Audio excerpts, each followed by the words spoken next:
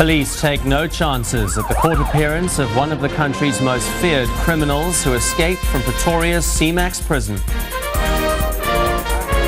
South Africa's murder rate 8 times higher than international levels. We find out which are the most dangerous provinces to live in.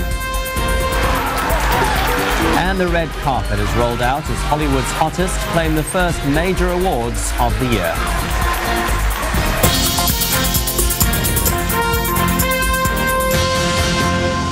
This is E-News Prime Time. A very good evening.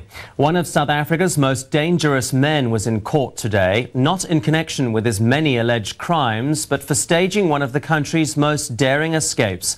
Alleged serial rapist and robber Ananias Mate was the man who walked out of Pretoria's C-Max prison last year. It was an escape that prompted a 16-day manhunt across southern Africa, and today police were taking no chances. An escape that shocked the country and severely embarrassed our jailers.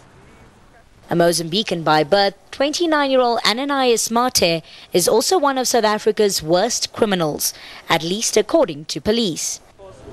Facing around 50 charges for rape, robbery, hijacking and attempted murder, exactly the sort of person who should be kept securely behind bars. Yet Mate has a reputation for jailbreaks. First from Johannesburg's Central Police Station. And the C-Max breakout led to his being dubbed our very own Houdini. Police recaptured Mate only after a tracking company hunted him down and shot him in the leg. So the forces of law and order are taking no chances today. During his brief appearance in court, Mate looked like anything but one of South Africa's most dangerous criminals. The frail-looking and soft-spoken Mate requested that the Legal Aid Board appoint a lawyer for him.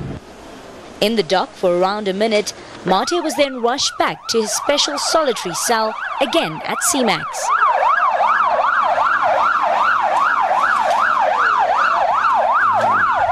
Correctional Services, meanwhile, is saying little about how he gave them the slip. 8 jailers have been suspended on suspicion that they helped him.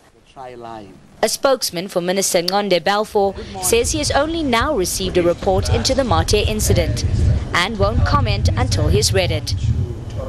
Belinda Moses, E-News, Pretoria.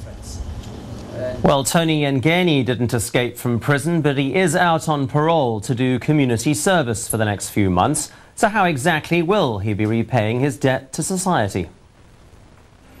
Out after serving just 4 months of a 4-year prison sentence for fraud, Tony Yengeni was convicted of accepting a big discount on a luxury 4x4 from a firm bidding in the controversial arms deal and then lying about it to Parliament. The terms of his parole involve staying at home, no alcohol or drugs, and 16 hours a month of community service. Yengeni is due to meet his probation officer in the next few days, where his community service duties will be decided. The tasks other parolees have had to do include cleaning toilets at government institutions like police stations, emptying bedpans at hospitals, and helping keep the country's streets clean. With so many options for the authorities to choose from, we decided to ask you, the taxpayer, what you think Yengeni's community service should be. You must wash all the toilets on the parade and you must clean all the empty cars. I had to go and wash dishes in the police station.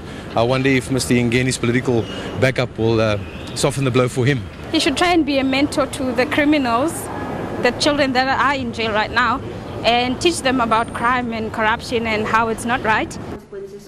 Community service is often supervised by NICRO, the National Institute for Crime Prevention and the Reintegration of Offenders. It says Yengeni will most likely be assigned duties that will help him mend his ways. Your offender must have ample time to reflect on what was the learning for him in terms of community service.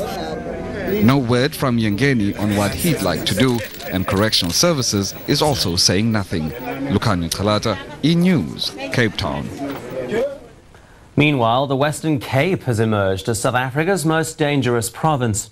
The South African Institute for Race Relations says Limpopo is the safest.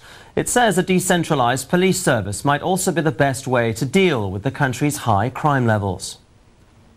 The Institute's research shows South Africa's murder rate has fallen by 41% since 1994. but it's still 8 times higher than international levels. Figures show on average 51 South Africans are murdered every day. That's down on previous years. But putting it into context, in strife-torn Iraq, an average of 94 civilians are killed every day. So what makes our murder rate only half of that of a war zone? The Institute of Race Relations says poverty is not an explanation for crime, as the country's poorest province, Limpopo, is also the safest. Out of every 100,000 people, 59 will be murdered in the Western Cape every year. Over 150 will be raped in the Northern Cape, and more than 550 Gautengers will be robbed. Limpopo is the safest province. If you call 12.5 murders per 100,000 people every year safe. The policing there is much better than anywhere else, which is why we've been advocating a decentralization of police functions, so that each and every province can deal with its own unique problems. The South African Institute of Race Relations will conduct further research into Limpopo's low crime rate to ascertain what other provinces could learn from it. Kale Nair, E-News, Johannesburg. Well, there's been a surge of violence in Iraq today. In Baghdad alone, at least 80 people are dead after multiple blasts rocked the city. 60 students were killed when a car bomb exploded outside this university's front entrance. The second blast came from a suicide bomber as students fled the scene. The series of blasts that followed targeted the rescuers. Earlier in the day, dozens more people were killed in several attacks around the capital. Well, let's have the latest now from the markets.